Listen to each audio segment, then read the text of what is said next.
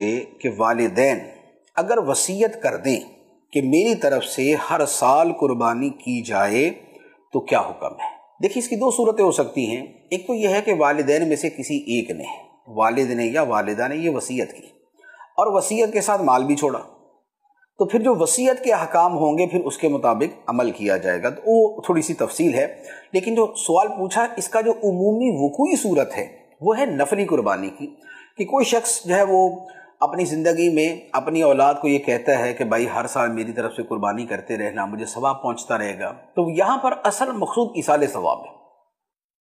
ایصال ثواب کی جو قربانی ہے یہ نفلی ہے۔ اب اگر کوئی شخص والدین کی طرف سے یوں قربانی کرتا ہے ایصال ثواب کے لیے تو اس کے اندر جو ہے کوئی حرج نہیں ہے، اور یہ والدین کے ساتھ حسن سلوک میں شامل ہے، یہ ان کے لیے ایصال ثواب ہے، اور اس کا فائدہ والدین کو بھی پہنچے گا اور خود قربانی کرنے والے کو بھی اس کا ثواب ملتا رہے۔